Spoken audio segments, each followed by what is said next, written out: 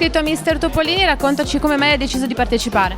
Ho deciso di partecipare grazie a delle mie compagne di classe e dei miei amici che mi hanno consigliato di provare questa nuova esperienza. Cosa ti piace un po' del concorso? Avrai già visto insomma qui ai casting come funziona, cosa ti attrae? E l'organizzazione è molto organizzato e anche che si fanno molte cose nuove. Allora, raccontaci qualcosa di te, abbiamo già la nostra scheda con qualche dato, però vogliamo sapere dalla tua voce insomma cosa fai nella vita, cosa ti piace? Allora, studio al Deledda, biologico sanitario. Cercherò di finire questi 5 anni di scuola superiore per poi andare all'università a fare fisioterapia.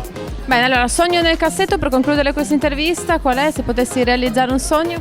Mi piacerebbe fare il calciatore o anche poter riuscire a fare fisioterapista.